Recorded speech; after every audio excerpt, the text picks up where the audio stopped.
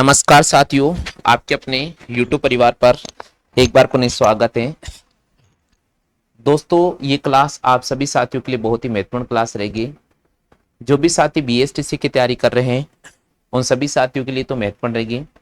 इसके अलावा जो साथी जूनियर अकाउंटेंट की तैयारी कर रहे हैं उन साथियों के लिए भी क्लास महत्वपूर्ण रहेगी। राजस्थान पुलिस कांस्टेबल की तैयारी करने वाले सभी साथी हैं उनके लिए भी क्लास महत्वपूर्ण रहेगी। तो आप वीडियो को लाइक कर दीजिएगा, आप वीडियो को शेयर कर दीजिएगा। अगर आप पहली बार चैनल पर विजिट कर रहे हैं तो मैं निवेदन कर रहा हूं भैया, चैनल की सदस्यता जरूर ग्रहण कर लेना। क्लासरूम से हम आपके सामने लाइव जुड़ रहे हैं साथियों। बहुत ही महत्वपूर्ण क्लास होगी और इस क्लास में ये रेगुलर क्लास चलेगी। पहला जो सेशन होगा साथियों आपके सामने, वो आपका होगा साथियों राजस्थान जीके का। दूसरा जो सेशन होगा साथियों आपके सामने, वो होगा साथियों रीजनिंग का। तीसरा जो सेशन होगा साथियों आपके सामने, वो होगा साथियों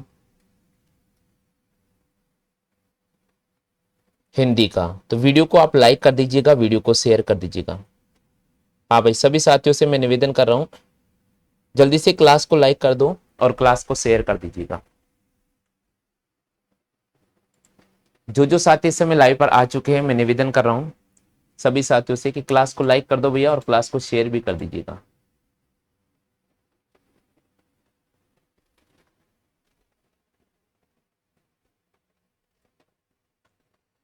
सभी साथियों को आवाज क्लियर आ रही है? फटाफट से बता दीजिएगा। सभी साथियों को आवाज क्लियर आ रही है क्या? फटाफट से बता दीजिएगा साथियों।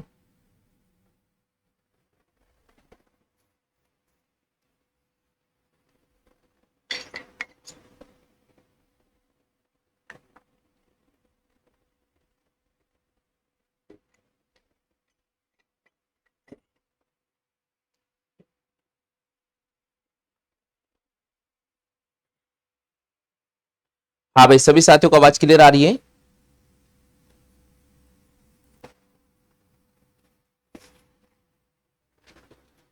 चलो भैया, हम स्टार्ट करते हैं राजस्थान का एक बेहतरीन टॉपिक, राजस्थान जीके का। मैंने आपके सामने राजस्थान के सभ्यता स्थल कंप्लीट करा दिया था।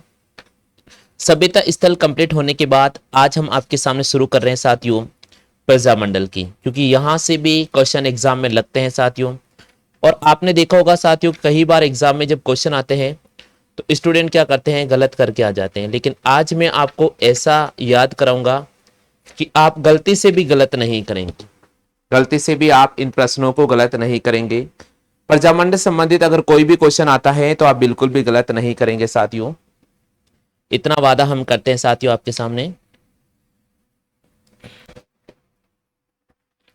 चलिए भैया, स्टार्ट करते हैं इस क्लास को।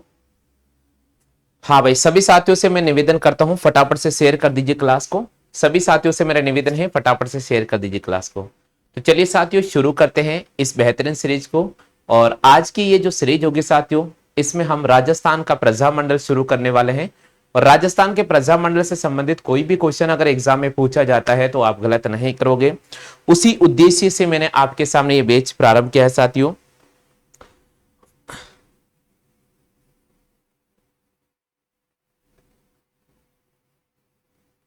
हाँ भाई, फटाफट से बताइएगा सभी साथियों।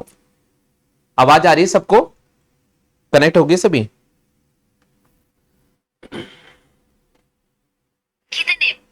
चलो भाई, स्टार्ट करते हैं। मार्कर का रखा है, मार्कर देना। एक मिनट रुकना भैया।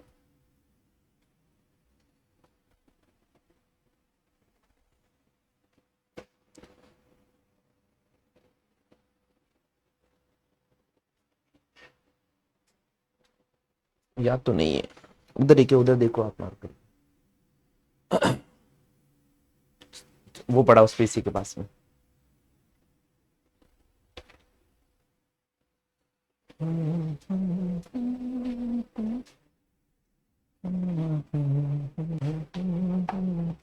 हाँ भाई, सबसे पहले अपन बात करेंगे साथियों राजस्थान के प्रजामंडल की। सबसे पहले हम बात करेंगे साथियों राजस्थान के प्रजामंडल के। तो टॉपिक लिख लीजिए भैया, राजस्थान के प्रजामंडल। टॉपिक लिख लो भैया, राजस्थान के प्रजामंडल, राजस्थान के प्रजामंडल। राजस्थान के प्रजामंडल हम टॉपिक आपके सामने शुरू कर रहे हैं। एक बेहतरीन टॉपिक होगा साथियों, क्योंकि कोई भी अगर आप कॉम्पिटिटिव पेपर देने जाते हो तो यहां से क्वेश्चन 100% बनता है, इसलिए बहुत ही इंपॉर्टेंट टॉपिक होगा। ठीक है साथियों, बहुत महत्वपूर्ण टॉपिक होगा राजस्थान के प्रजामंडल। राजस्थान के प्रजामंडल की अगर अब मैं बात करता हूं साथियों, तो सबसे पहले आपको ध्यान रखना है 1918। देखिए जो जो चीजें आपको याद रखनी है, वो जो जो सन आपको याद रखना है, उसमें से आपको पॉइंट इंपॉर्टेंट याद रखना है। पहला पॉइंट याद रखना है 1918। पहला पॉइंट आपको याद रखना है 1918। जी हां दोस्तों, 1918 क्या था? 1918 का मतलब है कि देसी रियासत के जितने भी कार्यकर्ता थे, उन्होंने दिल्ली के अंदर एक सम्मेलन का आयोजन किया था। देशी रियासतों के जितने भी कार्यकर्ता थे, उन्होंने दिल्ली के अंदर एक सम्मेलन का आयोजन किया था। ठीक है भैया, क्लियर हो गया। और इस सम्मेलन का जो प्रमुख उद्देश्य था, इस सम्मेलन का प्रमुख उद्देश्य था वो ये था कि यार भारत के अंदर राज्यों के अंदर एक ऐसी संस्था बनाई जाए जिससे सभी लोग कनेक्ट हो जाए, और किसी भी आंदोलन की अगर हमें आवश्यकता हो तो उसमें सभी अपनी एक सक्रिय भूमिका निभा सके। तो यहां पर पहला पॉइंट याद रखना है 1918। 1918 का ये पहला पॉइंट क्यों इंपॉर्टेंट है, तो आप लिख लीजिए साथियों, यहां पर लिख लीजिए साथियों, देशी रियासतों के कार्यकर्ताओं ने, देशी रियासतों के कार्यकर्ताओं ने, देशी रियासतों के कार्यकर्ताओं ने, देशी रियासतों के कार्यकर्ताओं ने 1918 में, 1918 में दिल्ली के अंदर, 1918 में, 1918 में दिल्ली के अंदर, दिल्ली के अंदर एक अधिवेशन, एक अधिवेशन बुलाया। दिल्ली के अंदर एक अधिवेशन बुलाया। ठीक है भैया, तो पहला पॉइंट याद रखना है 1918। 1918 का यह घटना चक्र क्यों इंपॉर्टेंट है कि देशी रियासतों के जितने भी कार्यकर्ता थे, उन्होंने सबको संगठित करने के लिए एक अधिवेशन बुलाया 1918 में। और वो अधिवेशन कहां पर हुआ भैया? वो अधिवेशन हुआ था 1918 में दिल्ली के अंदर। और इस अधिवेशन के तहत यह निर्णय लिया गया कि राज्यों में हमें संस्था बनानी पड़ेगी। राज्यों में हमें क्या बनानी पड़ेगी साथियों? राज्यों में हमें संस्था बनानी पड़ेगी। ठीक है भैया, क्लियर हो गया आप सभी साथियों के, समझ में आ गया? चलिएगा भैया, दूसरा पॉइंट क्यों इंपॉर्टेंट है। अब जब ये बैठक हुई थी तो उस बैठक में कौन कौन उपस्थित थे?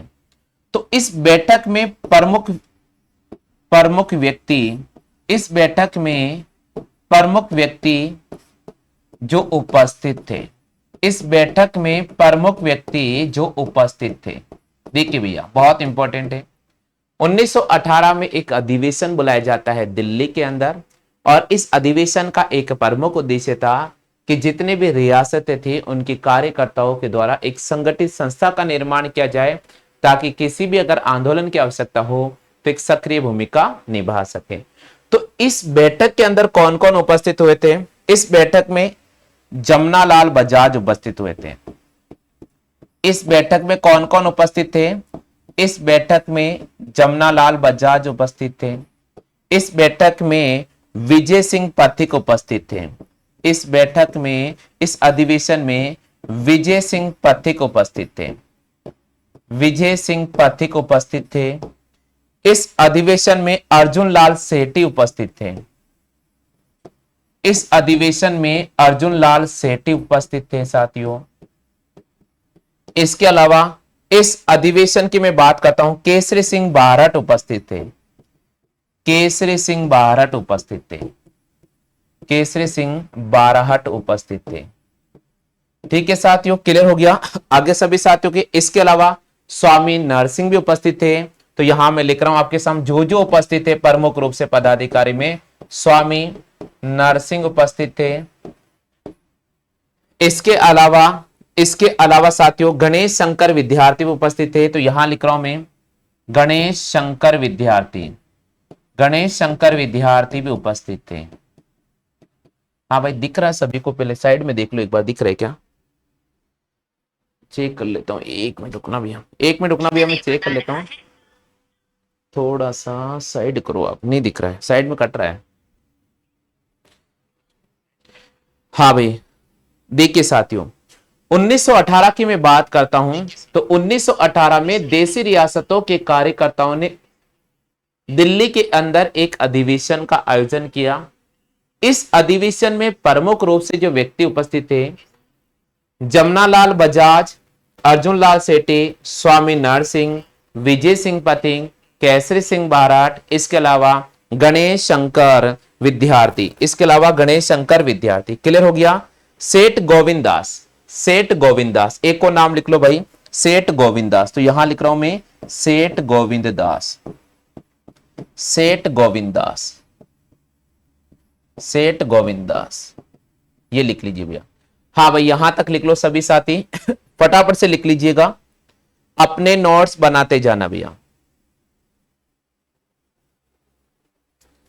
हाँ भैया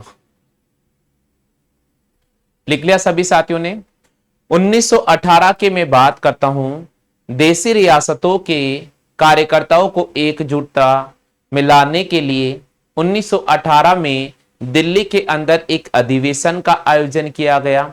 इस अधिवेशन में प्रमुख रूप से गणमान्य जो व्यक्ति उपस्थित हुए, उनमें जमनालाल बजाज, अर्जुन लाल सेठी, स्वामी नरसिंह, विजय सिंह पथिक, केसरी सिंह बारठ, जयशंकर विद्यार्थी, सेठ गोविंद दास, ये उपस्थित हुए। इन सब ने मिलकर एक निर्णय लिया कि क्यों नहीं हम भारत के अंदर एक संस्था का गठन करें, क्यों नहीं हम भारत के अंदर एक संस्था का गठन करें। जी हां दोस्तों, इन्होंने भारत के अंदर संस्था का भी गठन किया, और उस संस्था का नाम क्या रखा गया है, बिल्कुल मैं आपके सामने लिख देता हूं। यहां तक सभी ने उतार लिया है? आगे लिखेंगे साथियों, आगे लिखेंगे, सभी सदस्यों ने मिलकर निर्णय लिया, सभी सदस्यों ने मिलकर निर्णय लिया, सभी सदस्यों ने मिलकर निर्णय लिया, सभी सदस्यों ने मिलकर निर्णय लिया, यानी जितने भी सदस्य उपस्थित थे, जितने भी गणमान्य व्यक्ति उपस्थित थे, इन सब ने मिलकर एक निर्णय लिया कि क्यों नहीं हम भारत के अंदर एक संस्था का गठन करें, क्यों नहीं भारत के अंदर हम एक संस्था का गठन करें। इन्होंने निर्णय लिया कि भारत के अंदर हमें संस्था का गठन करना होगा। इन्होंने निर्णय लिया कि भारत के अंदर हमें किसका गठन करना होगा, भारत के अंदर हमें एकजुटता के लिए, आप सभी को एकजुट बनाने के लिए मुझे हमें संस्था का गठन करना होगा। जी हां दोस्तों, वे संस्था का गठन भी होता है, और उस संस्था को जो नाम रखा जाता है साथियों, वो रखा जाता है राजपुताना मध्य भारत सभा। उस संस्था का नाम रखा जाता है राजपुताना मध्य भारत सभा, राजपुताना मध्य भारत सभा, राजपुताना मध्य भारत सभा। जी हां दोस्तों, जी हां दोस्तों, राजपुताना मध्य भारत सभा, राजपुताना मध्य भारत सभा, बहुत इंपॉर्टेंट साथियों, बहुत इंपॉर्टेंट है, बहुत इंपॉर्टेंट है। क्लियर हो गया सभी साथियों को? क्लियर हो गया सभी साथियों को? यानी पहला प्रश्न यहां से बनकर आ जाता है कि राजपुताना मध्य भारत सभा का गठन कब किया गया था। तो आपको ध्यान रखना है भैया, इसका गठन कब किया गया था, 1918 में किया गया था। कब किया गया था भाई मेरे, 1918 में इस सभा का गठन किया गया था। क्लियर हो चुका है? 1918 में इस सभा का गठन किया गया था। तो इसमें अध्यक्ष किसको बनाया गया था, ये बहुत इंपॉर्टेंट जानकारी मैं आपको सामने दे रहा हूं साथियों। इसमें जो अध्यक्ष की भूमिका निभाई थी, इसमें जो अध्यक्ष की भूमिका दी गई थी, वो जमनालाल बजाज को दी गई थी। अध्यक्ष की भूमिका किसको दी गई थी, जमनालाल बजाज को दी गई थी। किसको दी गई थी साथियों, जमनालाल बजाज को। हाँ भाई यहां तक कॉपी कर लीजिएगा, यहां तक सभी साथियों से मैं निवेदन कर रहा हूं, कॉपी कर लीजिएगा, फटाफट से कॉपी कर लीजिएगा। यहां तक सभी साथियों से मैं निवेदन कर रहा हूं भैया, फटाफट से कॉपी कर लीजिएगा।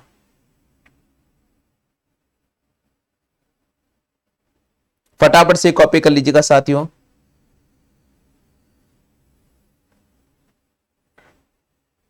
जल्दी से कॉपी कर लो, क्योंकि देखो अगर आप साथ के साथ नोट्स बना लोगे तो आपको बहुत फायदा मिलेगा, और केवल क्लास में आओगे और चले जाओगे तो कुछ भी फायदा नहीं होने वाला। हाँ भाई, लिख लिया सभी ने। राजपूताना मध्य भारत सभा, इसका गठन कब किया गया था? 1918 में किया गया था। और इसके प्रथम अध्यक्ष किसको बनाया गया था? इसका प्रथम अध्यक्ष जमनालाल बजाज को बनाया गया था। क्लियर हो गया भैया सभी साथियों के? सभी साथियों क्लियर हो चुका है क्या भैया? फटाफट से बताइएगा।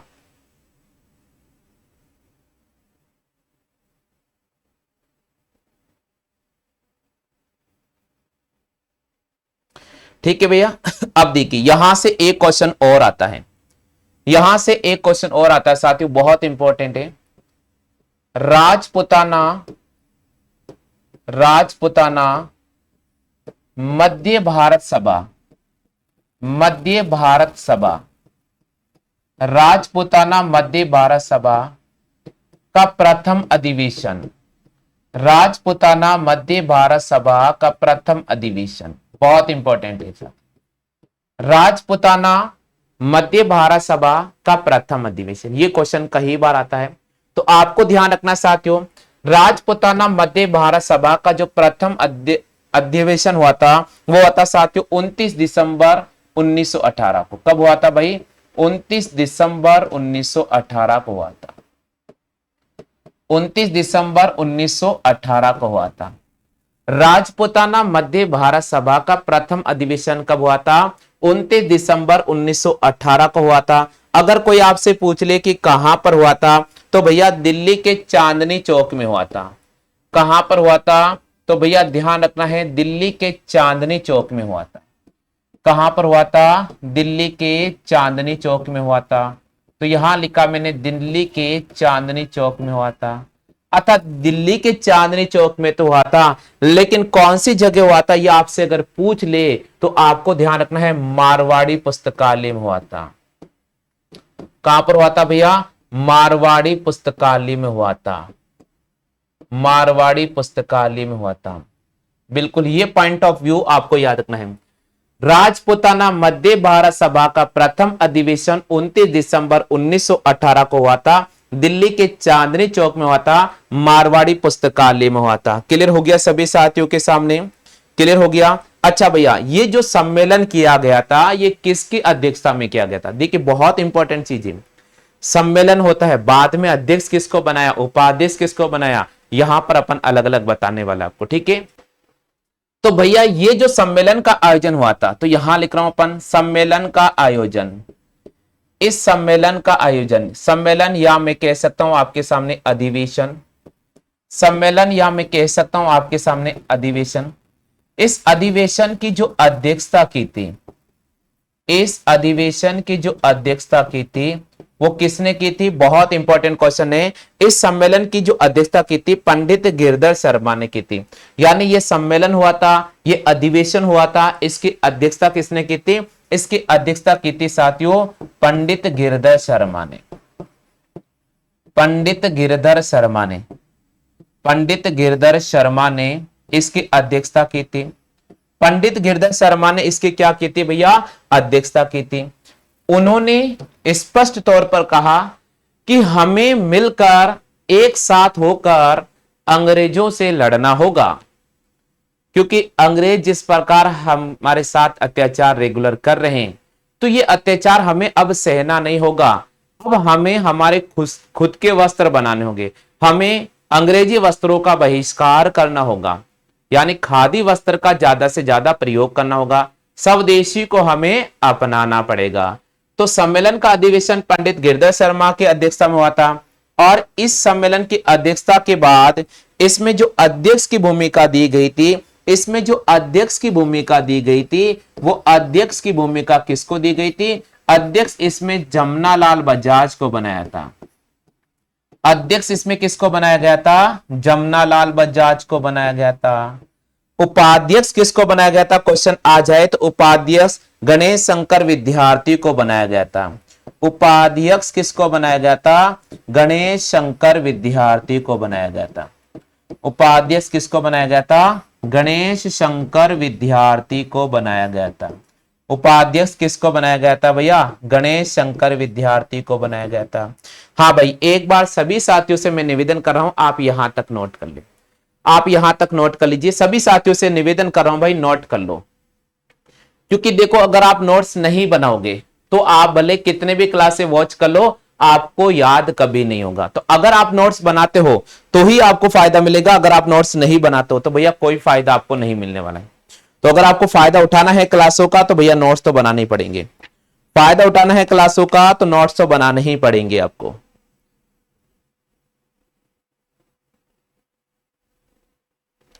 क्लियर हो गया साथियों? हाँ भाई, अब देखिए, राजपूताना मध्य भारत सभा का प्रथम अधिवेशन 29 दिसंबर 1918 को दिल्ली के चांदनी चौक में मारवाड़ी पुस्तकालय में हुआ था। सम्मेलन की अधिवेशन यानी इस सम्मेलन की जो अध्यक्षता कर रहा था, अधिवेशन की जो अध्यक्षता की गई थी पंडित गिरधर शर्मा की अध्यक्षता में की गई थी। और यहां पर एक निर्णय लिया गया था कि हमें एक संस्था को चलाने के लिए अध्यक्ष बनाना पड़ेगा और उपाध्यक्ष बनाना पड़ेगा। तो अध्यक्ष की जिम्मेदारी जमनालाल बजाज को दी गई थी और उपाध्यक्ष की जिम्मेदारी यहां पर गणेश शंकर विद्यार्थी को दी गई थी। और इस संस्था का, इस सभा का जो मुख्यालय बनाया गया था कानपुर को बनाया गया था। तो इस सभा का मुख्यालय कहां पर बनाया गया था? इस सभा का जो मुख्यालय बनाया गया था वो कानपुर को बनाया गया था। यानी मुख्यालय कहां पर स्थापित किया था? इस सभा का मुख्यालय कानपुर में स्थापित किया था। कहां पर स्थापित किया था भैया? कानपुर में स्थापित किया था। बात सभी साथियों को याद हो गया होगा, सभी साथियों को याद हो गया होगा। मैं रिवाइज करा देता हूं। हमने आज आपके सामने जो टॉपिक रखा है साथियों, वो टॉपिक रखा है राजस्थान के प्रजामंडल। राजस्थान के प्रजामंडल की शुरुआत कैसी होती है वो सारी बातें मैंने आपको बताई हैं कि 1918 में देशी रियासतों के कार्यकर्ताओं ने 1918 में दिल्ली के अंदर एक अधिवेशन बुलाया और इस अधिवेशन में प्रमुख गणमान्य जो उपस्थित हुए उनमें श्री जमनालाल जी बजाज, अर्जुन लाल सेठी जी, स्वामी नरसिंह जी, विजय सिंह पथिक जी, केसरी सिंह बारट जी शंकर विद्यार्थी, सेठ गोविंदास उपस्थित हुए। आगे चलते हैं साथियों। सभी सदस्यों ने मिलकर एक निर्णय लिया कि हमें संगठित को मजबूत बनाने के लिए, हम सबको एक साथ जुड़ने के लिए हमें एक संस्था का गठन करना होगा और उन्हीं के अनुसार राजपूताना मध्य भारत सभा नामक एक संस्था गठित की जाती 1918 में, जिसके अध्यक्ष जमनालाल बजाज को बनाना तय हुआ था। इसी प्रोसेस में इस मीटिंग को शुरू किया जाता है। तो इसका प्रथम अधिवेशन बुलाया जाता है 29 दिसंबर 1918 को और यह प्रथम अधिवेशन दिल्ली के चांदनी चौक के मारवाड़ी पुस्तकालय में होता है। और इस अधिवेशन की जो अध्यक्षता करते हैं पंडित गिरधर शर्मा जी करते हैं और इसमें अध्यक्ष की जो भूमिका दी जाती है जमनालाल बजाज को दी जाती है और उपाध्यक्ष की जो भूमिका दी जाती है वो गणेश शंकर विद्यार्थी को दी जाती है। और इस सभा का जो मुख्यालय रखा जाता है वो कानपुर को रखा जाता है। यहां तक तो आप सभी ने नोट कर लिया होगा, उम्मीद तो मैं करता हूं यहां तक तो आप सभी ने नोट कर लिया होगा।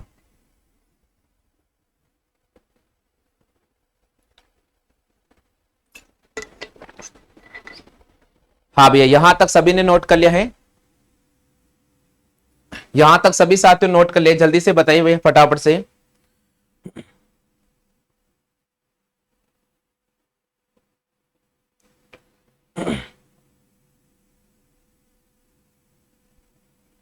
नोट कर लिया सभी ने? बहुत अच्छी बात है।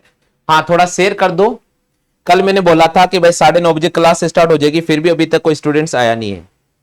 चलो भाई आगे बढ़ जाते हैं।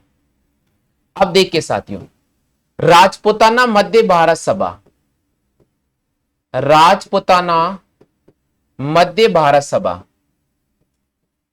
मध्य भारत सभा, राजपूताना मध्य भारत सभा का प्रधान कार्यालय, का प्रधान कार्यालय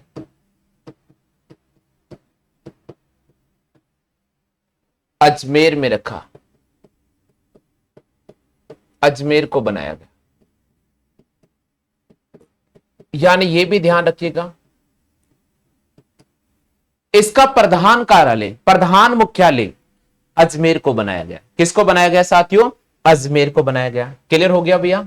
अब देखिए साथियों, 1920 में इसका दूसरा अधिवेशन, 1920 में इसका दूसरा अधिवेशन नागपुर में होता है। 1920 में इसका दूसरा अधिवेशन नागपुर में होता है। दूसरा अधिवेशन नागपुर में होता है।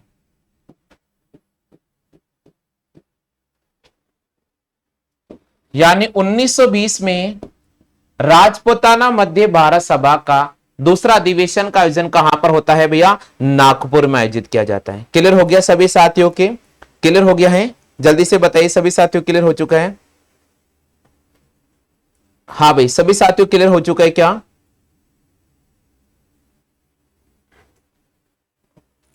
थोड़ा क्लास को शेयर कर दीजिए, सभी साथियों से मैं निवेदन कर रहा हूं भैया, क्लास को शेयर कर दीजिएगा।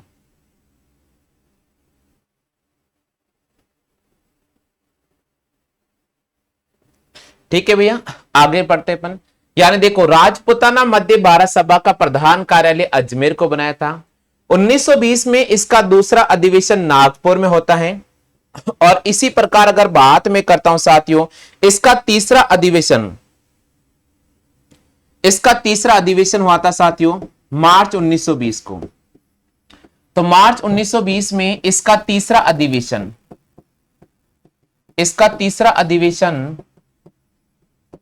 अजमेर में हुआ। इसका तीसरा अधिवेशन अजमेर में हुआ था। मार्च 1920 में इसका तीसरा अधिवेशन कहां पर हुआ भैया? अजमेर के अंदर हुआ। कहां पर हुआ भैया? अजमेर के अंदर हुआ। वापस नागपुर के अंदर इसका चौथा अधिवेशन होता है दिसंबर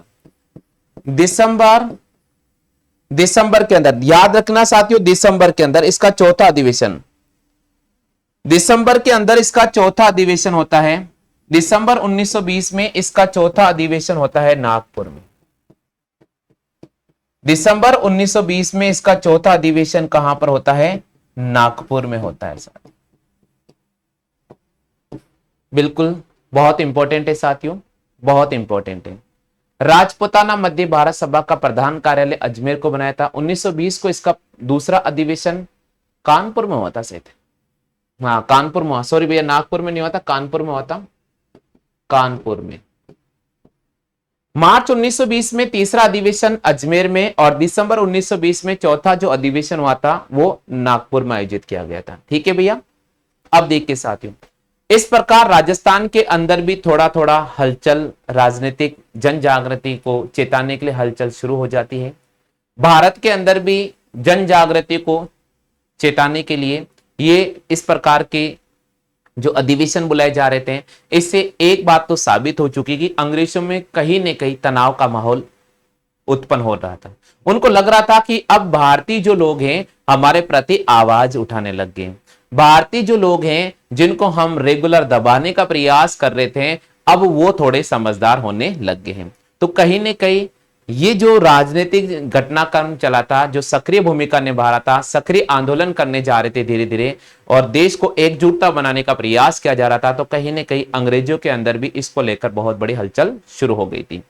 तो चलिए साथियों, आगे अपन बढ़ते हैं और सबसे पहले शुरुआत करते हैं, बहुत इंपॉर्टेंट चीज है यहां पर जयपुर प्रजामंडल की। हम बात करते हैं सबसे पहले जयपुर प्रजामंडल की, बात करते हैं साथियों जयपुर प्रजामंडल की।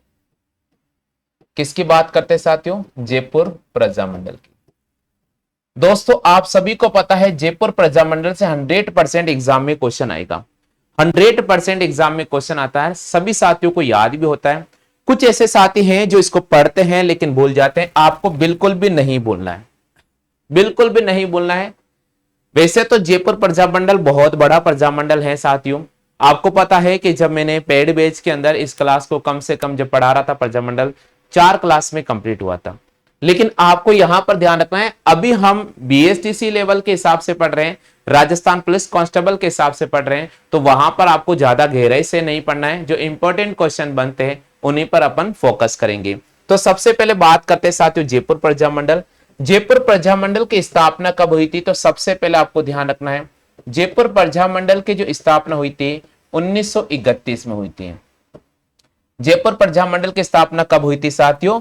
1931 में हुई थी। अब प्रश्न आता है कि स्थापना किसने की? प्रश्न आता है कि स्थापना किसने की? तो ये क्वेश्चन भी बहुत इंपॉर्टेंट है।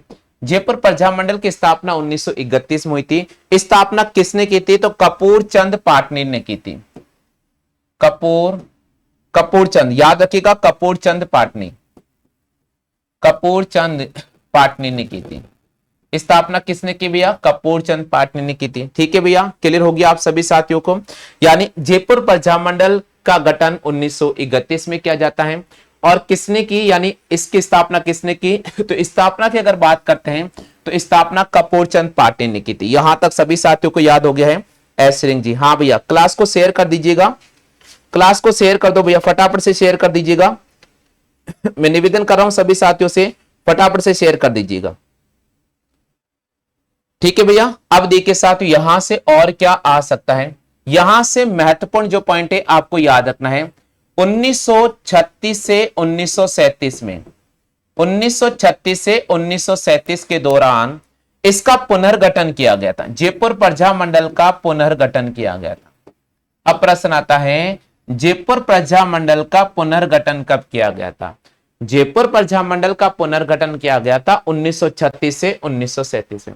अच्छा, किसकी अध्यक्षता में किया गया था? तो याद रखिएगा भैया, चिरंजी लाल, याद रखिएगा भैया, चिरंजी लाल मिश्रा की अध्यक्षता में। तो याद रखिएगा, इसका पुनर्गठन किया गया था और इसका पुनर्गठन चिरंजी लाल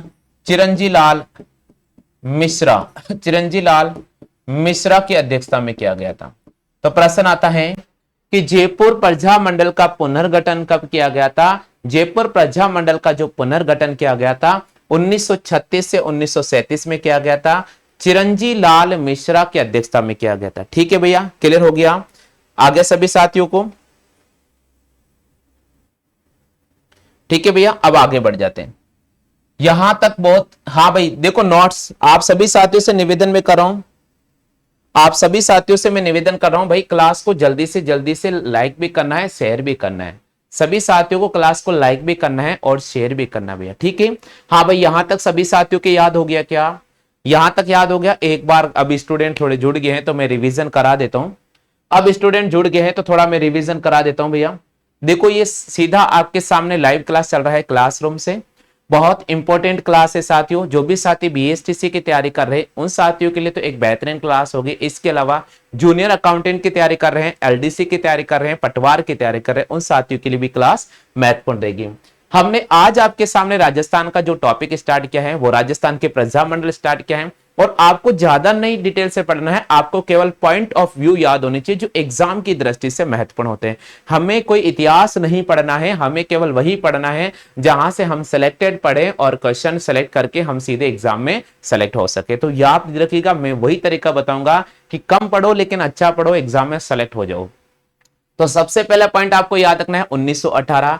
जी हाँ दोस्तों, देशी रियासतों के कार्यकर्ताओं ने 1918 में दिल्ली के अंदर एक अधिवेशन बुलाया गया और इस अधिवेशन के अंदर प्रमुख रूप से गणमान्य व्यक्ति उपस्थित हुए। उनमें थे जमनालाल बजाज, अर्जुन लाल सेठी, स्वामी नरसिंह, विजय सिंह पथिक, केसरी सिंह बाराहट, जी शंकर विद्यार्थी, सेठ गोविंदास। ये प्रमुख रूप से व्यक्ति उपस्थित हुए थे।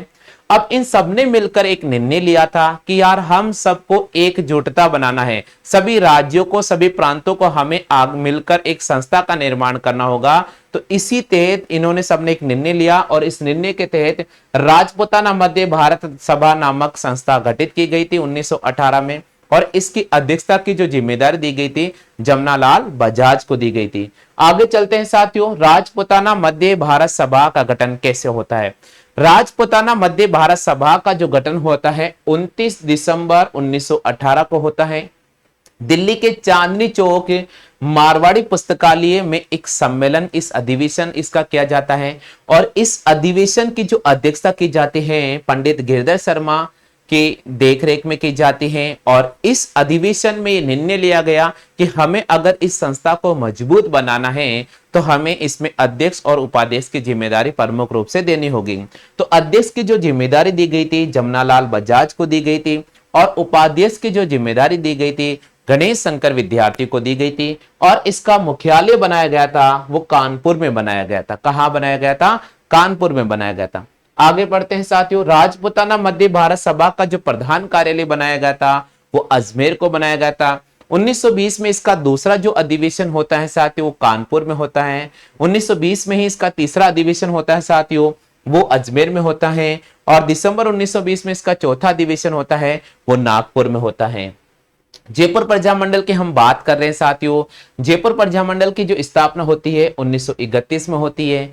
जयपुर प्रजामंडल की स्थापना किसने की है? तो कपूर चंद पाटनी ने की है। अच्छा, जयपुर प्रजामंडल की स्थापना कब की गई थी? तो 1936 से 1937 में जयपुर प्रजामंडल का पुनर्गठन होता है। और पुनर्गठन किसकी देखरेख में होता है? चिरंजी लाल मिश्रा की देखरेख में होता है। क्लियर हो गया भैया? यहां तक सभी साथियों क्लियर हो चुका है क्या? जल्दी से बताइएगा। यहां तक सभी साथियों क्लियर हो चुका है? क्लियर हो गया भैया सभी साथियों के?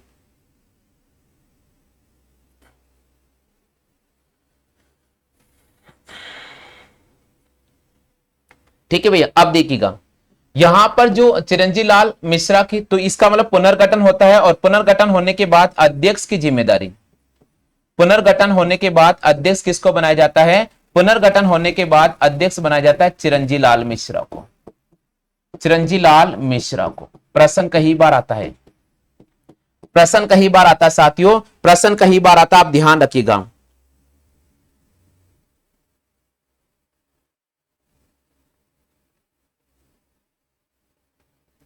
हाँ भैया, इधर देखिएगा, इधर देखिए भैया, चिरंजी लाल मिश्र की अध्यक्षता में इसका पुनर्गठन होता है। और जब कोषाध्यक्ष, यहां पर कोषाध्यक्ष की जिम्मेदारी दी गई थी, यहां पर कोषाध्यक्ष की जिम्मेदारी भी दी गई थी, तो इसका प्रमुख रूप से कोषाध्यक्ष किसको बनाया गया था? तो भैया कोषाध्यक्ष की जो जिम्मेदारी दी गई थी वो सेठ जमनालाल बजाज को दी गई थी।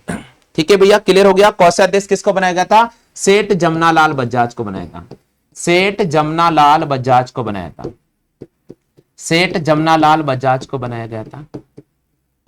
हाँ भैया, एक मिनट, क्या क्या कमेंट कर रहे हैं? लोकेश भाई, सर मुझे राजस्थान पुलिस कांस्टेबल का सिलेबस चाहिए। लोकेश भैया, मैंने कहा था ना कि आप व्हाट्सएप पर मैसेज कर देना, मैं उपलब्ध करा दूंगा आपको। ठीक है,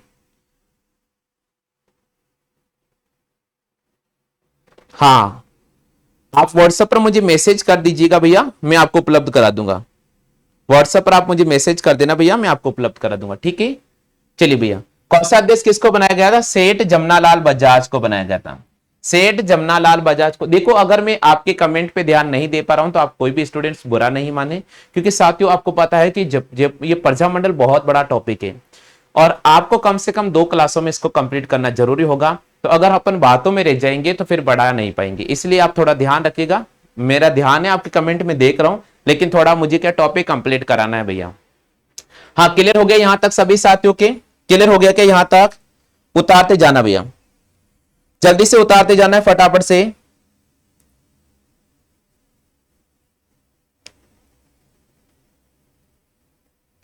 बिल्कुल, अगला है साथियों, अगला जयपुर प्रजामंडल का प्रथम अधिवेशन।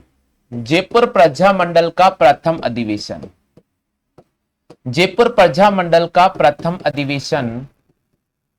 प्रथम अधिवेशन, जयपुर प्रजामंडल का प्रथम अधिवेशन, बताओ जल्दी से, जयपुर प्रजामंडल का प्रथम अधिवेशन कब हुआ था? जल्दी से बताओ, जयपुर प्रजामंडल का प्रथम अधिवेशन कब हुआ था? क्योंकि देखो यहां मैं डिटेल से पढ़ा रहा हूं, शाम को ऑब्जेक्टिव टेस्ट होगा, शाम को ऑब्जेक्टिव टेस्ट होगा, वहां सबके नंबर आने चाहिए। हाँ भाई, जल्दी से बताओ, जयपुर प्रजामंडल का प्रथम अधिवेशन कब हुआ था? जयपुर प्रजामंडल का प्रथम अधिवेशन कब हुआ था? नहीं पता, नहीं पता। जयपुर प्रजामंडल का प्रथम अधिवेशन हुआ था 9 मई 1938 को। 9 मई 1938 को। कहां पर हुआ था? जयपुर में हुआ था। कहां पर हुआ था? जयपुर में हुआ था। इस अधिवेशन में क्या चेंजेस हुआ था? इस अधिवेशन में अध्यक्ष की जो भूमिका दी गई थी वो जमनालाल बजाज को दी गई थी। अध्यक्ष की भूमिका दी गई थी, वो किसको दी गई थी? जमनालाल बजाज को दी गई थी। यानी जयपुर प्रजामंडल का जो प्रथम अधिवेशन हुआ था, अभी तक हमने पढ़ा था कि भाई कपूर चंद पाटनी ने इसकी स्थापना की थी। 1936 से 37 के दौरान इसका पुनर्गठन किया जाता है। चिरंजी लाल मिश्र को यहां पर अध्यक्ष की जिम्मेदारी दी जाती है और जमनालाल बजाज को कोषाध्यक्ष बनाया जाता है। लेकिन जयपुर प्रजामंडल का प्रथम अधिवेशन 9 मई 1938 को आयोजित किया गया था, जयपुर में आयोजित किया गया था। और जब ये आयोजन हुआ था उसमें अध्यक्ष किसको बनाया गया था? जमनालाल बजाज को अध्यक्ष बनाया गया था। जमनालाल बजाज को क्या बनाया गया था भैया? अध्यक्ष बनाया गया था। क्लियर हो गया सभी साथियों के? क्लियर हो गया भैया सभी साथियों के? ठीक है, ठीक है। अब देखिए साथियों, यहां तक सभी नोट कर लिया। अब अगला जो क्वेश्चन है बहुत महत्वपूर्ण है साथियों। यहां मैंने आपके सामने स्टार लिख दिया, ये मैंने स्टार लगा दिया। अब देखना साथियों, जयपुर सत्याग्रह के तहत, जयपुर सत्याग्रह के तहत, जयपुर सत्याग्रह के तहत जयपुर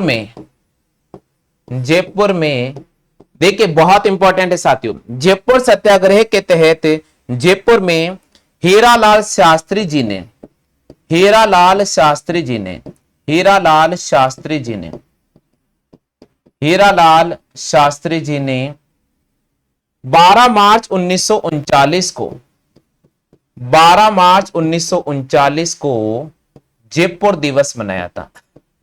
जयपुर दिवस मनाया था, जयपुर दिवस मनाया था। ये कई बार प्रश्न आता है भैया, ये कई बार प्रश्न आया हुआ है कि जयपुर के अंदर जयपुर दिवस कब मनाया गया था? जयपुर के अंदर जयपुर दिवस कब मनाया गया था? तो जयपुर के अंदर जयपुर दिवस कब मनाया गया था? तो जयपुर सत्याग्रह के तहत जयपुर में हीरालाल शास्त्री जी ने 12 मार्च 1939 को जयपुर दिवस मनाया था। क्या मनाया था भैया? जयपुर दिवस मनाया था। हाँ भाई, लिख लिया सभी साथियों ने? लिख लिया सभी साथियों ने? 12 मार्च 1939 को जयपुर दिवस मनाया था। नोट कर रहे हो ना आप सभी साथी? हाँ भाई, लोकेश जी नोट कर रहे हैं, नोट कर रहे हैं सभी साथी? जल्दी से बताइए भैया, नोट कर रहे हैं क्या सभी साथी?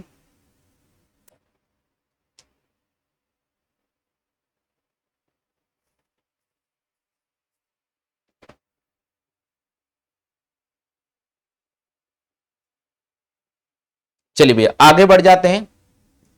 अब देखिए साथियों, बात है 1942 की, बात है 1942 की। अब 1942 में क्या घटना चक्र हुआ था? भारत छोड़ो आंदोलन सक्रिय रूप से चल रहा था साथियों। तो भारत छोड़ो आंदोलन में जयपुर प्रजामंडल ने भाग लेने की रणनीति तो बनाई थी, लेकिन बाद में एन वक्त पर इस रणनीति से वे अलग हो जाता है। इसके लिए एक समझौता होता है, उस समझौते को क्या कहा जाता है यहां पर मैं आपको बिल्कुल डिटेल से लिखा हूं, नोट्स बनाते जाना। तो बात है साथियों, बात है 1942 की। 1942 की बात है साथियों कि 1942 में भारत छोड़ो आंदोलन, भारत छोड़ो आंदोलन 1942 में भारत छोड़ो आंदोलन अपनी सक्रिय भूमिका पर था, अपनी सक्रिय भूमिका, अपनी सक्रिय भूमिका पर था।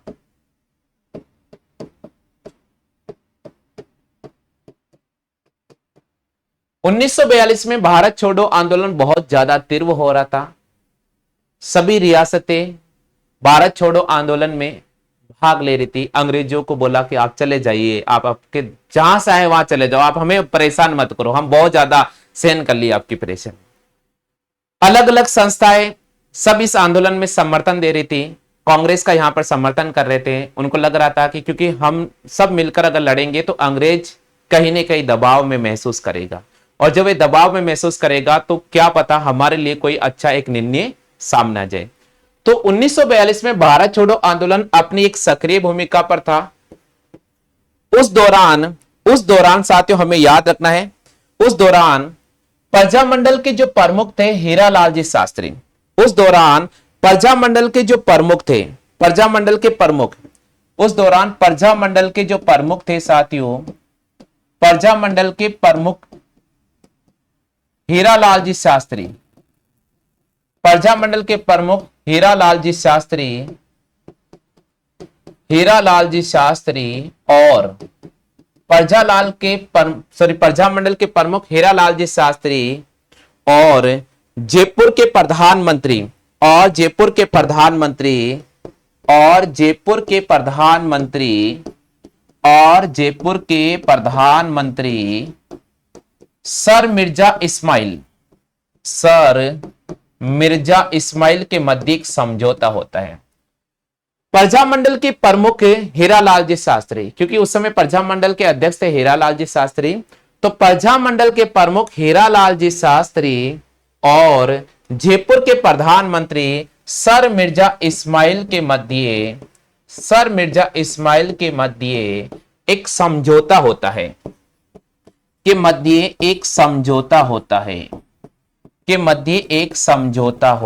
क्या होता है भैया? समझौता होता है के मध्य एक समझौता होता है।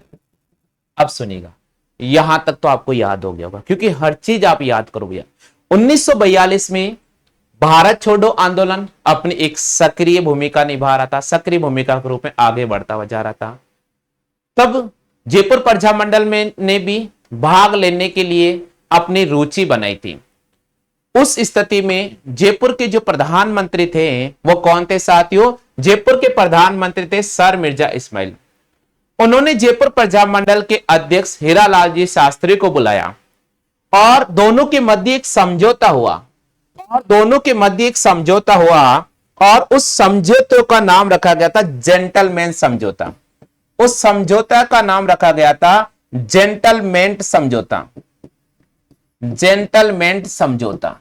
बिल्कुल साथियों, जेंटलमैन समझौता, ये एग्रीमेंट हो गया था और इस एग्रीमेंट के तहत जयपुर प्रजामंडल ने भारत छोड़ो आंदोलन में भाग नहीं लिया। यानी उससे क्या बना ली? थोड़ी दूरी बना ली। उससे क्या बना ली भैया? दूरी बना ली। यानी अब यहां पर पहला क्वेश्चन यह बन जाता है कि जयपुर प्रजामंडल ने क्या भारत छोड़ो आंदोलन में अपने सक्रिय भूमिका निभाई थी? जी हां दोस्तों, नहीं निभाई थी, क्योंकि एक समझौता हो गया था। जयपुर के प्रधानमंत्री सर मिर्जा इस्माइल और हीरालाल जी शास्त्री के मध्य एक समझौता हो गया था, एग्रीमेंट हो गया था और उस एग्रीमेंट के तहत जयपुर प्रजामंडल ने भारत छोड़ो आंदोलन में अपनी सक्रिय भूमिका नहीं निभाई थी, यानी भाग नहीं लिया था। क्लियर हो गया भैया सभी साथियों के?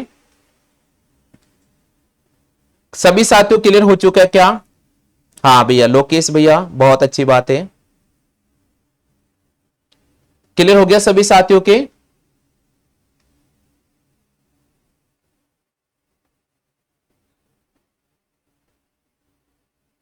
ठीक है, अब देखिए साथियों।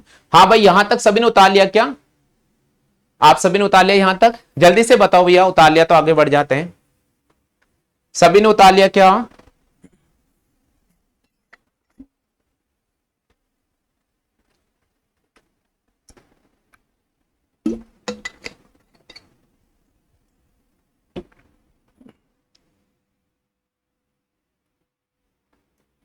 चलो भाई, अब देखो अब क्या हुआ साथियों। अब देखिए कहानी में और एक नया रोचक मोड़ आ रहा है। अब साथियों जैसे ये समझौता होता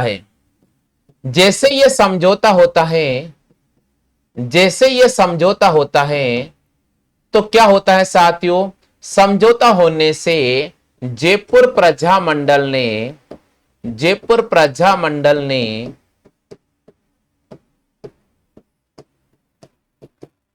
भारत छोड़ो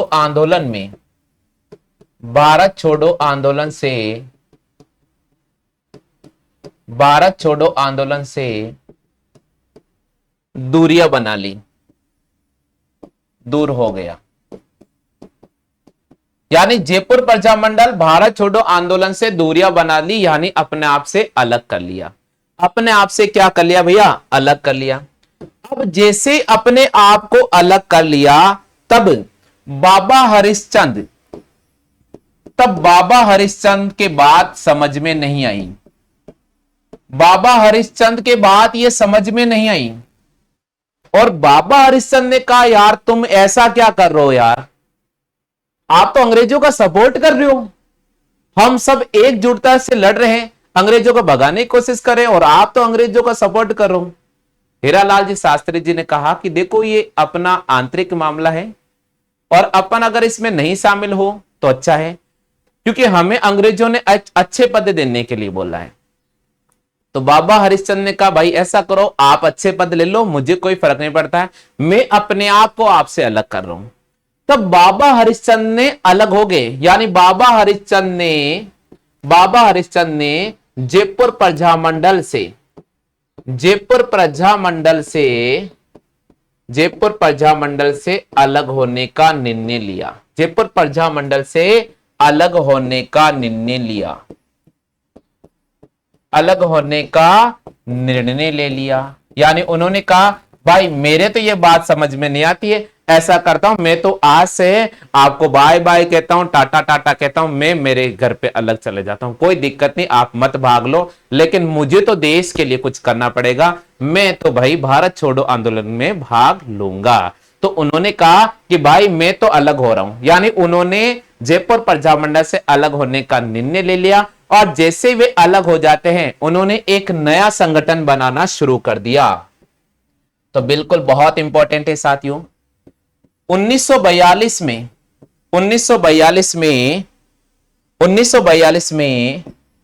हरिश्चंद्र ने 1942 में हरिश्चंद्र ने आजाद मोर्चे का गठन किया। आजाद मोर्चे का गठन किया, बिल्कुल। यानी जयपुर प्रजामंडल से अलग होते हैं और आजाद मोर्चे का गठन करते हैं, आजाद मोर्चे का गठन करते हैं।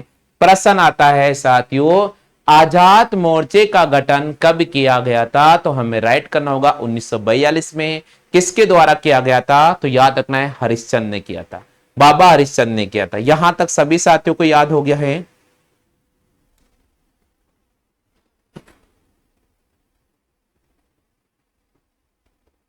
यहां तक सभी साथियों के समझ में आ चुका है क्या? फटाफट से बता दीजिएगा। हाँ, अंजलि जी कह रहे सर समझ में नहीं आ रहा। बिल्कुल अंजलि जी, थोड़ा सा वेट कीजिए, मैं वापस रिवीजन कराऊंगा, आपको याद हो जाएगा थोड़ा सा, क्योंकि आप लेट जुड़े ना, तो अभी मैं रिवीजन कराऊंगा, आपको याद हो जाएगा। अभी मैं हाँ, अभी मैं रिवीजन कराऊंगा, याद हो जाएगा।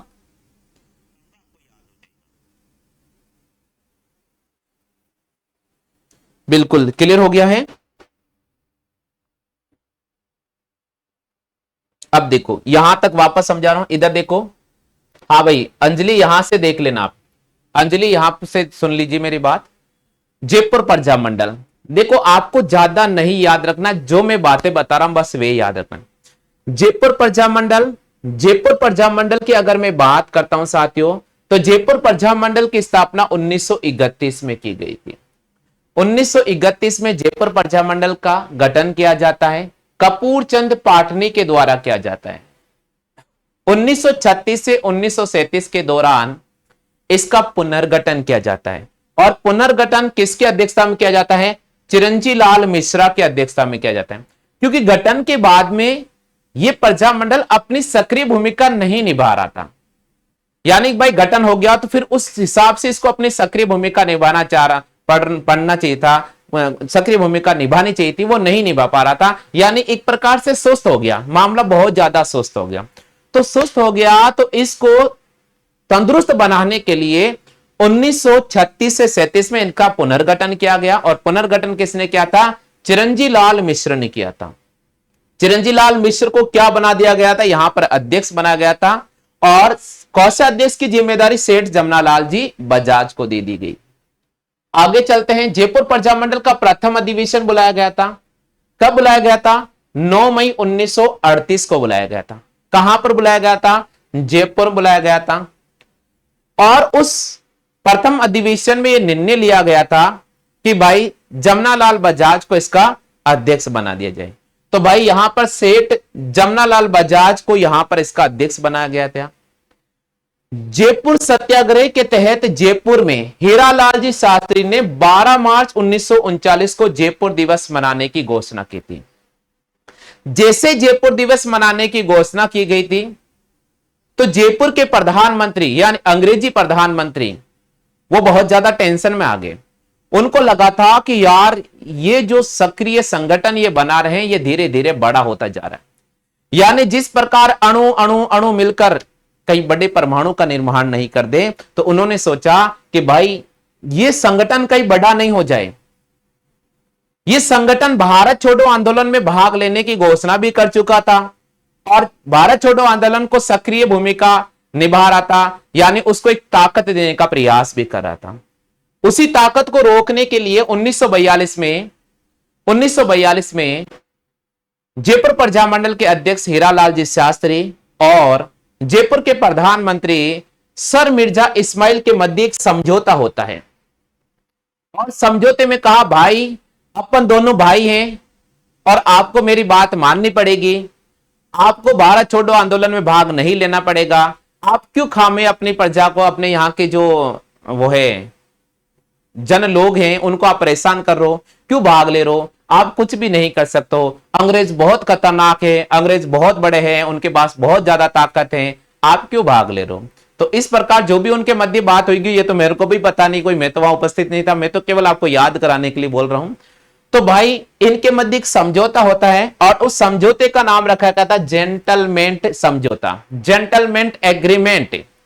यानी इसके तहत हीरालाल जी शास्त्री को यह समझ में आ गया था कि हम भारत छोड़ो आंदोलन में भाग नहीं लेंगे। तो हीरालाल जी शास्त्री ने घोषणा कर दी कि भाई आज से अपन भारत छोड़ो आंदोलन भाग नहीं लेंगे, हम हमारी प्रजामंडल स्वयं ही अलग हो जाएगी। तो बिल्कुल उन्होंने अलग होने का निर्णय लिया। जैसे ही उन्होंने जयपुर प्रजामंडल ने भारत छोड़ो आंदोलन से दूर हो गए यानी अलग होने का निर्णय लिया, तब बाबा हरिश्चंद्र ने कहा कि भाई आप अलग क्यों हो रहे हो, हमें तो आंदोलन को तीव्र करना था, इसके लिए तो हमने दिल्ली के अंदर भी आप लोगों ने संगठन बनाया था, ताकत दी थी कि हमें विदेशी वस्त्रों का बहिष्कार करना होगा, हमें खादी वस्त्रों का प्रयोग करना होगा। तो भाई अब क्या हो गया, आप नमक कानून तोड़ने चल रहे थे अपन, तो भाई अब क्या हुआ, अब दूरियां क्यों बना रहे हो आप। तो बोले नहीं अपन को ऐसा नहीं करना चाहिए। हीरालाल जी शास्त्री जी ने कहा नहीं अपन को ऐसा नहीं करना चाहिए। तो बोला कोई बात नहीं, आप नहीं करोगे तो मैं आज से आपका जयपुर प्रजामंडल को छोड़ देता हूं। उन्होंने जयपुर प्रजामंडल को छोड़ा और 1942 में हरिश्चंद्र ने आजाद मोर्चे का गठन कर दिया। क्लियर हो गया, यहां तक सभी साथियों को याद हो गया क्या।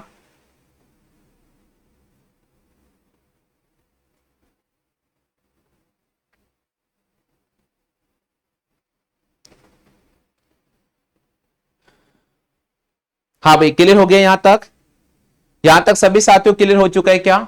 चलिए भैया आगे बढ़ जाते हैं, आगे बढ़ जाते हैं भैया। अब देखो अब क्या हुआ था साथियों, 1945। अब आपको अगला सन याद रखना है 1945।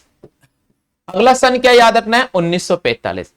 यानी 1945 को क्या हुआ था, आजाद मोर्चे का वापस पुनः विलय हो जाता है, किसमें, जयपुर प्रजामंडल में। तो 1945 में आजाद मोर्चे का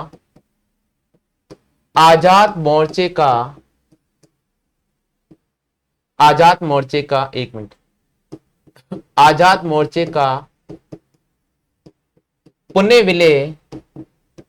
विलय जयपुर प्रजामंडल में हो जाता है, पुनः विलय जयपुर प्रजामंडल में हो जाता है।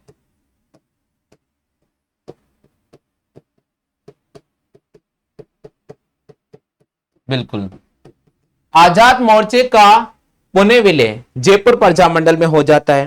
ठीक है भैया, क्लियर हो गया आप सभी साथियों को। अब विलय होता है, जयपुर प्रजामंडल में वापस मिलाया, तो वापस मिलाने में किसने महत्वपूर्ण भूमिका निभाई। तो भैया ध्यान रखना है आपको, पंडित नेहरू जी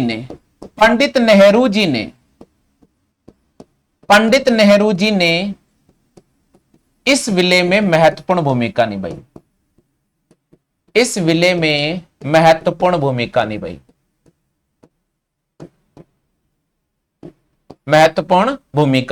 ये कई बार क्वेश्चन आता है भैया, महत्वपूर्ण भूमिका निभाई। यहां तक लिख लिया सभी ने।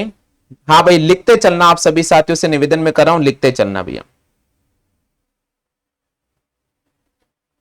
ठीक है भैया, लिखते चलना है। अब देखिए साथियों, एक क्वेश्चन बहुत बार एग्जाम में आ रखा है, ये नोट करके लिख लेना, नोट करके लिख लेना साथियों। जयपुर प्रजामंडल की जो अध्यक्षता की थी 1944 में जानकी देवी बजाज ने की थी। कई बार क्वेश्चन आता है तो आप नोट करके लिख लो, थोड़ा मैं भूल गया तो उस समय याद नहीं आया था, नोट करके लिख लेना। जानकी देवी, जानकी देवी ने जयपुर प्रजामंडल, जयपुर प्रजामंडल, जयपुर प्रजामंडल, जानकी देवी ने जयपुर प्रजामंडल के अधिवेशन की, के अधिवेशन की अध्यक्षता, अधिवेशन की अध्यक्षता, ये बहुत इंपॉर्टेंट क्वेश्चन है, कई बार आता है, 1944 में की, 1944 में की थी। जानकी देवी ने जयपुर प्रजामंडल के अधिवेशन की जो अध्यक्षता की थी 1944 में की थी। ठीक है भैया, ये थोड़ा पॉइंट आपको याद रखना है। जमनालाल बजाज की पत्नी थी जानकी देवी और उन्होंने जयपुर प्रजामंडल के अधिवेशन की अध्यक्षता कब की थी? 1944 में की थी। ये क्वेश्चन कई बार एग्जाम में पूछा गया है।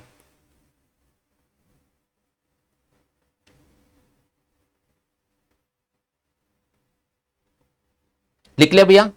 और एक और इंपॉर्टेंट चीज है, एक और इंपॉर्टेंट चीज है, जयपुर प्रजामंडल, जयपुर प्रजामंडल एकमात्र, जयपुर प्रजामंडल एकमात्र गैर सरकारी प्रजामंडल था। जयपुर प्रजामंडल एकमात्र गैर सरकारी प्रजामंडल था, एकमात्र गैर सरकारी प्रजामंडल था, गैर सरकारी प्रजामंडल था। सॉरी, जयपुर प्रजामंडल एकमात्र ऐसा प्रजामंडल था जिसको अपन बोलते हैं गैर सरकारी प्रजामंडल। जयपुर प्रजामंडल एकमात्र गैर सरकारी प्रजामंडल था जिन्होंने जिन्होंने जिन्होंने हाँ जल्दी से शेयर कर दो भैया, देवी शंकर तिवारी को चुना था, जिन्होंने सरकारी सदस्य, सरकारी सदस्य देवी शंकर तिवारी को, देवी शंकर तिवारी को चुना था।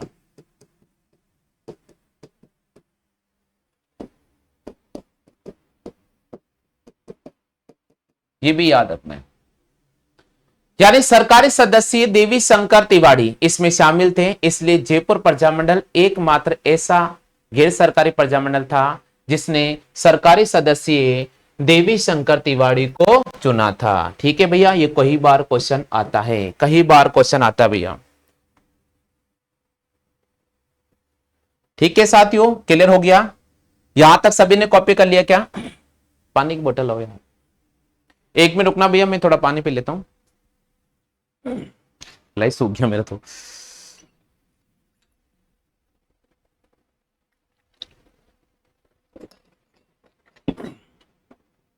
अगली क्लास का टाइम हो गया क्या? चलो ये कंप्लीट करवा देता हूं, ये कंप्लीट करा देता हूं, फिर अगली क्लास आपके सामने रीजनिंग स्टार्ट होगी। इसको कंप्लीट कर लेते। बड़ा था ये प्रजामंडल।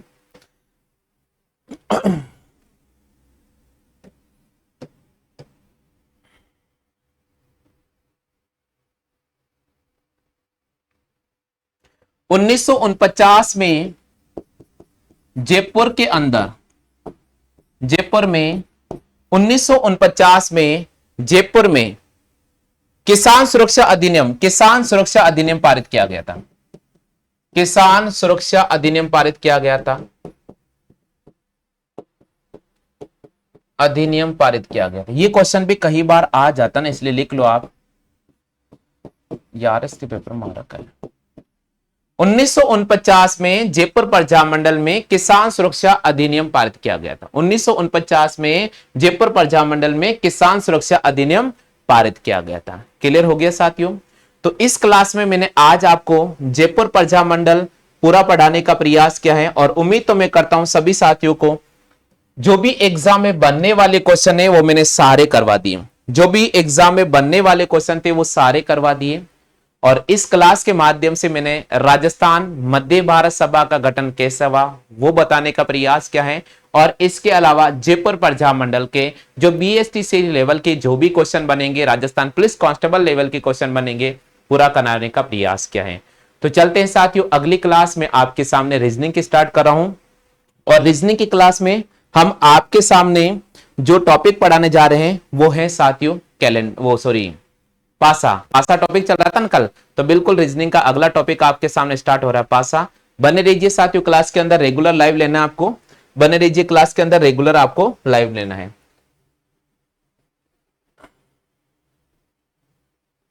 बने रहिए साथियों, क्लास में रेगुलर आप सभी को लाइव लेना है।